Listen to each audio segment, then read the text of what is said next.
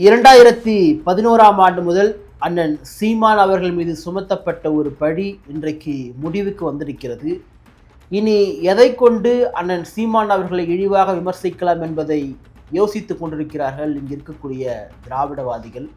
நடிகை விஜயலட்சுமி அவர்களை வைத்து அண்ணன் சீமான் அவர்களை இத்தனை ஆண்டு காலமாக இழிவாக பேசி வந்த கதையை உச்சநீதிமன்றமே இன்றைக்கு முடித்து வைத்திருக்கிறது.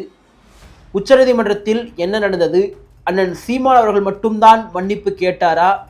உச்சநீதிமன்றம் அண்ணன் சீமான் அவர்களுக்கும் விஜயலட்சுமி தரப்புக்கும் என்ன சொன்னது?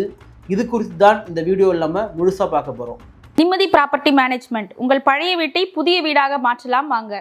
நாம் தமிழர் கட்சியினுடைய தலைமை ஒருங்கிணைப்பாளர் அண்ணன் சீமான் அவர்களை விமர்சிக்கணும் அப்படின்னா அரசியல் ரீதியாக நீங்கள் விமர்சிக்கலாம், அவரோட நிலைப்பாட்டை நீங்கள் விமர்சிக்கலாம். ஆனால் ஒரு பெண் ஒருவரை வைத்து அண்ணன் சீமான் அவர்களுக்கும் அந்த பெண்ணுக்குமான தனிப்பட்ட விஷயத்தை பொதுவெளியில் வைத்து அண்ணன் சீமான் அவர்களை மிக மோசமான முறையில் ஒரு பாலியல் குற்றவாளி என்றெல்லாம் விமர்சிக்கக்கூடிய ஒரு அயோக்கியத்தனமான காரியத்தை இத்தனை ஆண்டு காலமாக அண்ணன் சீமானை எதிர்க்கக்கூடிய பெரியாரிய திராவிடவாதிகள் இத்தனை நாளாக பண்ணிட்டு இருந்தாங்க. 2011 முதல் எப்பொழுதெல்லாம் நடிகை விஜயலட்சுமி சென்னைக்கு வராங்களோ, எப்பெல்லாம் இந்த விஷயம் வருதோ அப்பெல்லாம் பார்த்தீங்கன்னா அண்ணன் சீமான் அவர்கள் குறித்தும் இந்த நடிகை குறித்தும் தொடர்ந்து ஒரு சர்ச்சை வந்துட்டே இருக்கும்.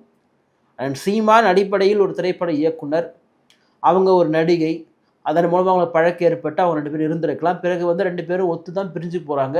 அதன் பிறகாக அண்ணன் சீமான் அவர்கள் தனக்கேற்று தனிப்பட்ட ஒரு திருமண வாழ்க்கையை மேற்கொண்டு தன் குடும்ப வாழ்க்கை, அரசியல் வாழ்க்கை என்று எல்லாத்தையும் சிறப்பாக பார்த்துட்டு இருக்காரு.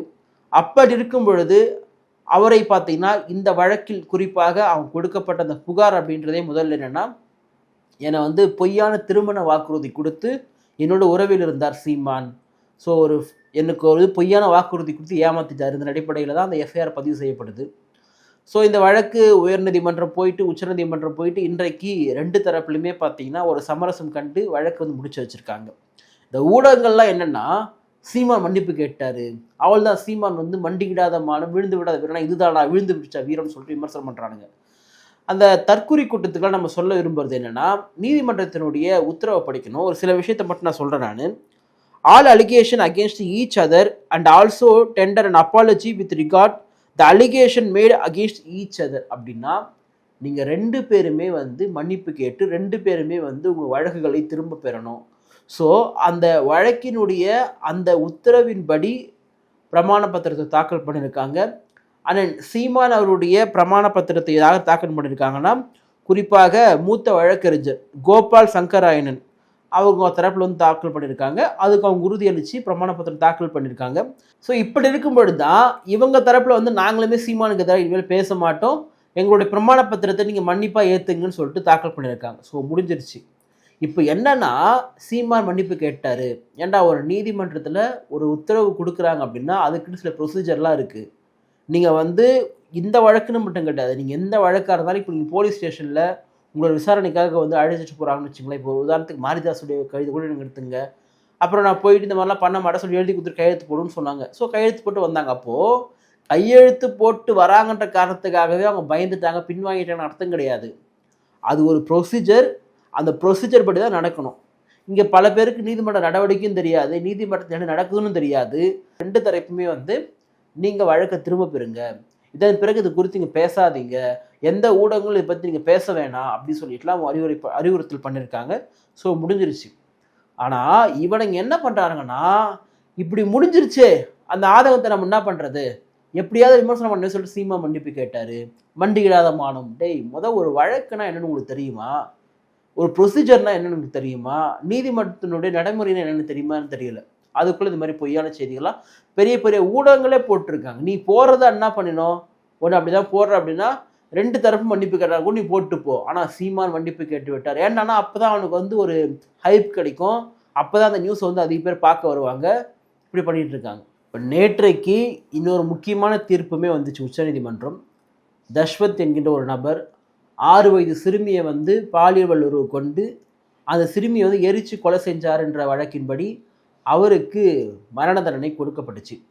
உச்சநீதிமன்றத்தில் போதியமான ஆதாரங்கள் இல்லை, இவர் தான் கொன்னார், இவர் தான் அந்த சிறுமியை வல்லுறவு கொண்டாடுறதுக்கான ஆதாரங்கள் இல்லை அப்படின்ற அடிப்படையில் அந்த இன்வெஸ்டிகேஷன் அண்ட் அதுக்கான எவிடன்ஸ் சரியான முறையில் கொடுக்கலன்ற அடிப்படையில் விடுதலை பண்ணியிருக்காங்க.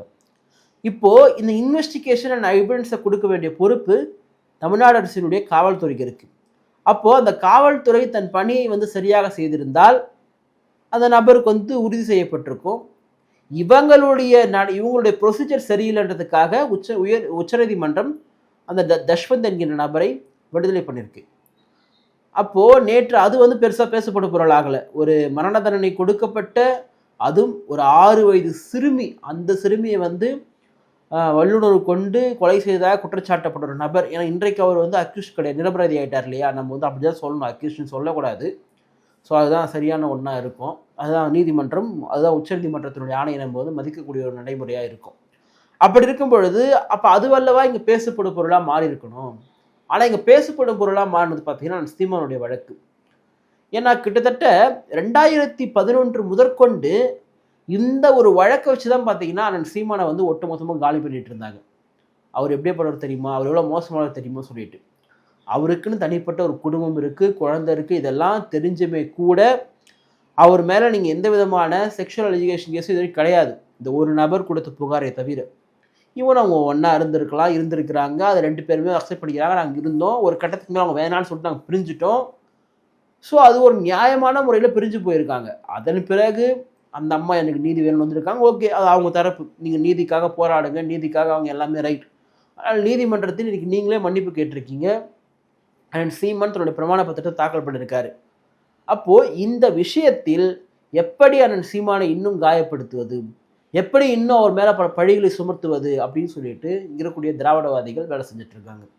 எனக்கெல்லாம் என்ன சந்தேகம் வருதுன்னா, இதுக்கப்புறம் இவங்க என்னடா பண்ணுவீங்கன்ற மாதிரி தான் தெரில எனக்கு. ஏன்னா பெரிய ஒரு அலிகேஷன் இருந்துச்சு, அந்த பெண்ணை வச்சு நீங்கள் பண்ணிகிட்டு இருந்தது.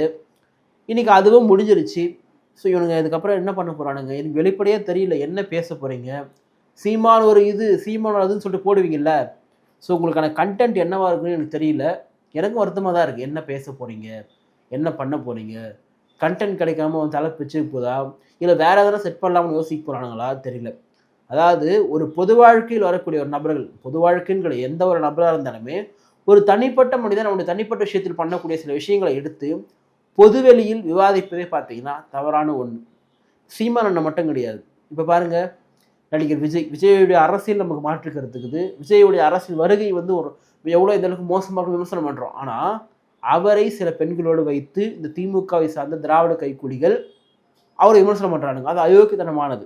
ஏண்டானா, எப்படி அண்ணன் சீமான் அவர்களை நீங்கள் இந்த புகாரை வைத்து விமர்சனம் செய்வது மட்டுமல்லாமல் இழிவாக பேசுகிறீர்களோ, அதே போல தான் நீங்கள் விஜய் அவர்களை பேசினாலும் தப்புன்னு தான் நம்ம சொல்கிறோம். ஏன்னா இந்த விஷயத்தில் நம்ம நேர்மையாக இருக்கணும். ஏண்டானா, ஒருத்தருடைய தனிப்பட்ட விஷயத்தை, ஒருத்தருடைய பெட்ரூமையோ ஒருத்தருடைய பாத்ரூமையோ எட்டி பார்க்குறது ரொம்ப தப்பான ஒரு விஷயம். அதை இவனுங்க பண்ணிகிட்டு இருக்கானுங்க. இதெல்லாம் எந்த சமூக நீதியில் வருது, இதெல்லாம் எந்த முற்போக்கில் வருது, இதெல்லாம் எந்த பெரியாரத்தில் வருது நமக்கு தெரியல. இன்றைக்கு இந்த திராவிடவாதிகள்லாம் சேர்ந்து அண்ணன் சீமானவர்களுக்கு எதிராக இத்தனை நாட்களாக சுமத்தப்பட்ட அந்த பழி, அந்த கரும்புள்ளி நேற்றைக்கு உச்ச நீதிமன்றத்தால் துடை தெரியப்பட்டிருக்கிறது.